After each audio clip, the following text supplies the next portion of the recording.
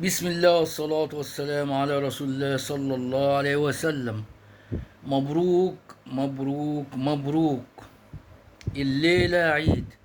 الأهلي بطل أبطال الدوري العام المصري لكرة القدم بالفوز اليوم على سموحة 1-0 في الدقيقة 95 بالقضية التالتة لمين؟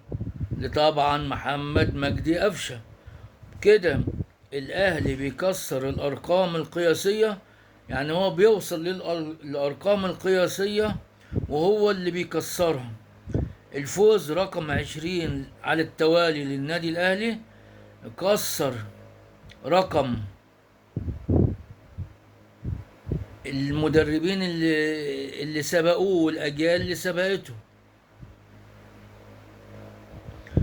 ورقم الدوري 44 من 65.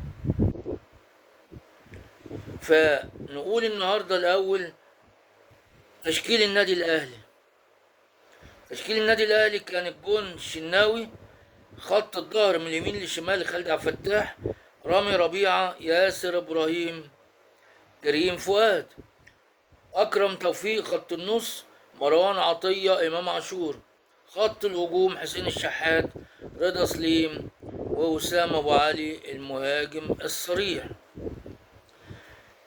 كالعاده الاستحواذ من نصيب النادي الاهلي، ودفاع واستبسال من سموحة مع وجود بعض الهجمات الخاطفة على النادي الأهلي.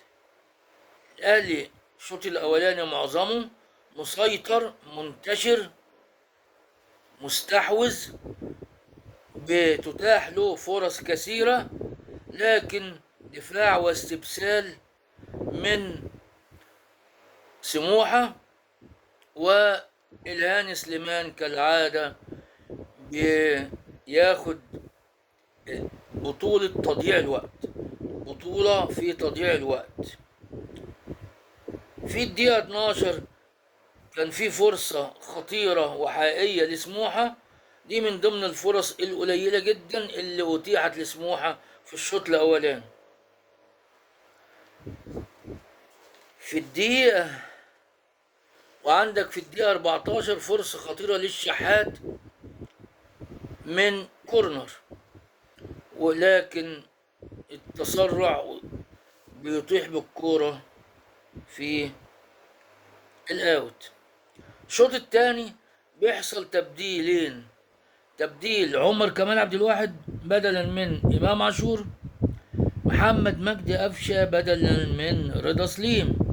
وفي الدقيقة 79 كريم وليد ندفد بدل من اكرم توفيق، واحمد عبد القادر بدلا من حسين الشحات. في الدقيقة 63 بيحصل تبديل محمد هاني، او في الدقيقة 13 نسيت اقول لكم، في الدقيقة 13 بيحصل تبديل مبكر لإصابة كريم فؤاد وبينزل مكانه محمد هاني. القضية التالتة بقى، القضية التالتة في الدقيقة 95 اللي هو أنا بسميه جون الدوري العام رقم 44. محمد مجدي قفشة بيجيب القضية التالتة وجون الفوز للنادي الأهلي على نادي سموحة في الدقيقة 95. وبكده الأهلي بيكمل مسيرة الفوز بدون هزيمة ولا تعادل، ويصل للفوز رقم 20، ويعلن أن الأهلي بطل الدوري العام. يكتب التاريخ، يكتب الأرقام القياسية ويحطمها، ويصل للرقم 44 ويصنع المجد. 44 بطولة من 65 دوري عام استكمل لنهايته. كده احنا اتكلمنا باختصار عن الماتش. عايز اقول بقى اشيد واهني مجلس ادارة النادي الاهلي